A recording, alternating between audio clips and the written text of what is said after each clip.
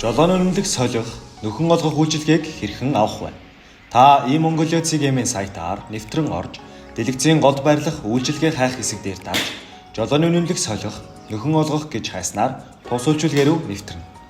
Үйлчилгээ авах хэсэг дээр дарж, үндэслэл болон шалтгаанаа бичиж, үргэлжлүүлэх товч дарснаар таны мэдээлэл гарч ирэх бөгөөд доор байрлах үргэлжлүүлэх товчийг дарснаар бичиг баримт хавсаргах цэс гарч ирнэ. Тээврийн хэрэгслийн жолоодох эрхийн үнэмлэхийн эзэмшигчийн гарын үсэд таны жолооны үнэмлэх дээр хэвлэгдэх тул гарын үсгээ цагаан цаасан дээр тод харангийн балаар гаргацтай харагдахаар бичсэн байх ёстой ба эс бөгөөс хүсэлт удааширч хугацаа алдахыг анхаарна.